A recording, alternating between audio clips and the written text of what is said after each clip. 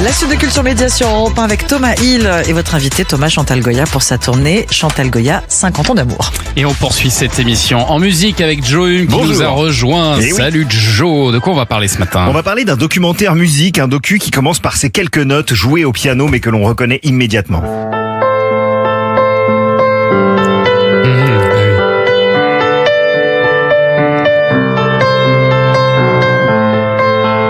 C'est trop beau ça. Ouais. C'est la mélodie de Small Town Boy. Ah, je vois qu'on a l'oreille absolue par ici, bravo. Small Town Boy, mélodie inoubliable qui fit date dans l'histoire de la pop pour plein de raisons. Une chanson signée de Bronski Beat avec au chant le sujet de ce documentaire disponible sur Arte que je vous recommande ce matin, Jimmy Somerville, rebelle queer de la pop anglaise. Tout de suite, le petit mec au faux air de Tintin impose une voix sortie de nulle part. Homosexuel affiché dans un pays très conservateur en la matière, Jimmy parle de liberté sexuelle comme personne avant lui. Son apparence simple, en chemisette, jean et Doc Martens dessine une allure gay inédite. Mais oui, parce qu'en 1984 au Royaume-Uni, c'est pas si facile que ça d'être jeune, épanoui. Et puis si en plus vous êtes homosexuel, c'est des circonstances aggravantes. Dans l'Angleterre de Margaret Thatcher, le besoin d'émancipation n'a jamais été aussi nécessaire que depuis l'arrivée de Bowie en 1972. Et Small Town Boy devient le single providentiel d'une génération. Ouais, mais ce qui est marrant avec Jimmy Somerville, c'est qu'il ressemblait pas du tout à une pop star, contrairement à Bowie dans les années 70, où il était quand même très extravagant, outrancier. Là, c'était pas le cas, là. Bah non, pas du tout. Il ressemblait au personnage de sa chanson, un jeune mec d'apparence normale, tout sauf sexy, rempli d'un sentiment de solitude énorme et d'un besoin vital de se sentir vivre. Un rêve que Jimmy Somerville a transformé en réalité, tout en poussant les jeunes de son âge à en faire de même. Il a permis à un tas de jeunes hommes du monde entier de se reconnaître dans son histoire.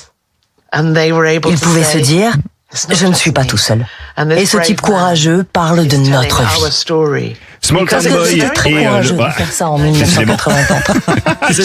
Attendez. Il est pressé aujourd'hui. Hein. Je sais pas pourquoi, mais oui, effectivement, Small Town Boy, le sacre de Bronski Beat et l'émergence de Jimmy Somerville coïncident avec l'arrivée de ce qui était appelé à l'époque le cancer gay, le virus du sida, et c'est parallèlement le début d'une success story inédite en Europe.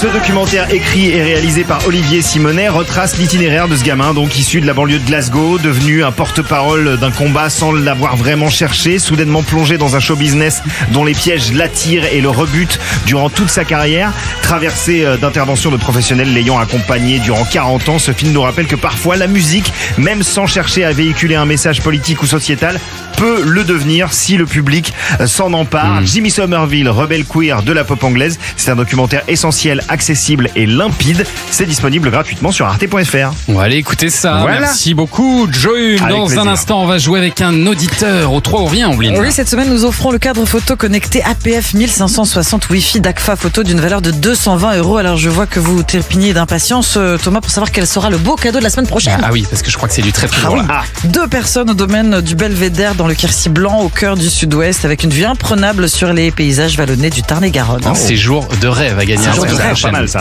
Oui, il faut vous inscrire, bien sûr. C'est très simple. Par SMS, vous envoyez média au 7 39 21, 2 fois 75 centimes hors coût du message et par avance, bonne chance. On arrive tout de suite.